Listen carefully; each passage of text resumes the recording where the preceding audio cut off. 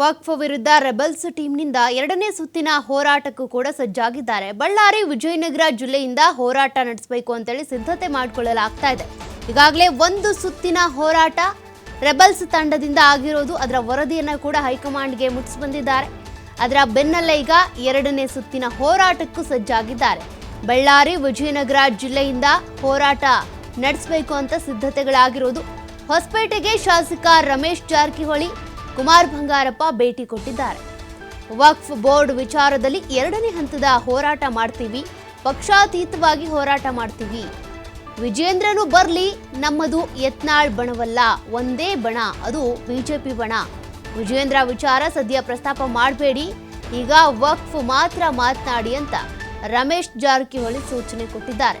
ಸದ್ಯಕ್ಕೆ ವಕ್ಫ್ ವಿರುದ್ಧ ರೆಬಲ್ಸ್ ತಂಡ ಎರಡನೇ ಹಂತದ ಹೋರಾಟಕ್ಕೆ ಸಜ್ಜಾಗಿದೆ. ಹೊಸಪೇಟೆಗೆ ಈಗ ಶಾಸಕ ರಮೇಶ್ ಜಾರಕಿಹೊಳಿ, ಕುಮಾರ್ ಬಂಗಾರಪ್ಪ ಭೇಟಿ ಕೊಟ್ಟಿದ್ದಾರೆ.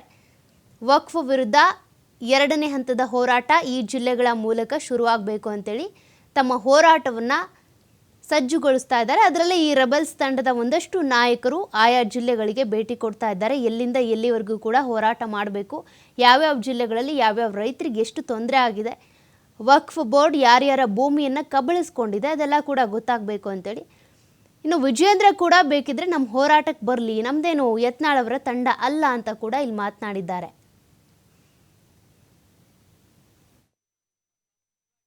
ನಾವು ಯತ್ನಾಳ್ ಮೊದಲೇ ಸ್ಟಾರ್ಟ್ ಮಾಡಿದ್ರು, ಅದರಲ್ಲಿ ಬಂದು ಎಲ್ಲ ಜಾಯ್ನ್ ಆದರು. ಎಲ್ಲರೂ ಬರ್ಬೋದು ಇದರಲ್ಲಿ, ಏನು ಕೃಷಿ ಮಾಡಿ ಕೇಳಿದ್ರಲ್ಲ ಎಲ್ಲ ಅವರಿಗೂ ಈ ಮಾಧ್ಯಮ ಮುಖಾಂತರ ಆಹ್ವಾನ ಮಾಡಿದ್ರಲ್ಲ. ಆನಂದ್ ಸಿಂಗ್ ಬರ್ಬೋದು, ವಿಜೇಂದ್ರ ಬರ್ಬೋದು, ಎಲ್ಲ ಕಾಂಗ್ರೆಸ್ ಪಕ್ಷದ ನಾಯಕರು ಬಂದು ಇದರಲ್ಲಿ ಪಾಲ್ಗೊಳ್ಳಬೇಕು. ಈ ಮುಖಾಂತರ ಮನವಿ ಮಾಡ್ತಾರೆ. ಅದನ್ನು ದಯವಿಟ್ಟು ಹೇಳೋದು ಭಾರತೀಯ ಜನತಾ ಬಣ್ಣ.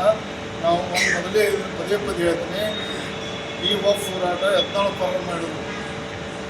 ಯಾಕಂದರೆ ಅವರೇನು ಬಿಜಾಪುರದ ಸಂಪೂರ್ಣ ಭಾಳಷ್ಟು ಸರ್ಕಾರ ಇರ್ಬೋದು, ಖಾಸಗಿ ಇರ್ಬೋದು, even DC office, police station ಎಲ್ಲ ಸೇರಿ ವಕ್ಫ್ ಮಾಡಿಬಿಟ್ರು.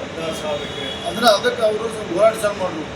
ಅವಾಗ ನಾವು ಕೈ ಜೋಡಿಸಿದ್ವಿ. ನಾವು ಮೊದಲು ಸ್ಟಾರ್ಟ್ ಮಾಡೋದು ಜಿಲ್ಲೆ ಬಿಜಾಪುರ ಸ್ಟಾರ್ಟ್ ಮಾಡೋದು. ಆಮೇಲೆ ಅಲ್ಲಿಂದ ಆ ಹೋರಾಟಿಗೆ ಬಿದರಿಂದ ಬಂದ ಜನ, ಈ ಬೇರೆ ಕಡೆ ಈ ಕಡೆ ಬಳ್ಳಾರಿ ಸೈಡ್ ಬಂದ್ರು. ಎಲ್ಲ ಅವ್ರಿಗೆ ಶೋಭಾಗ ಆಮೇಲೆ ಬಂದರು ಜನ. ಅದು ಬಂದು ಸ್ವಯಂ ಪ್ರೇರಿತವಾಗಿ ಎಲ್ಲ ಪಕ್ಷಾತೀತದಲ್ಲಿ ಬಂದರು. ನಾವು ಯತ್ನಾಳ್ ಮೊದಲೇ ಸ್ಟಾರ್ಟ್ ಮಾಡಿದ್ರು, ಅದರಲ್ಲಿ ಬಂದು ಎಲ್ಲ ಜಾಯ್ನ್ ಆದರು. ಎಲ್ಲರೂ ಬರ್ಬೋದು ಇದರಲ್ಲಿ, ಏನು ಕೃಷಿ ಮಾಡಿ ಕೇಳಿದ್ರಲ್ಲ ಎಲ್ಲ ಅವರಿಗೂ ಈ ಮಾಧ್ಯಮ ಮುಖಾಂತರ ಆಹ್ವಾನ ಮಾಡಿದ್ರಲ್ಲ.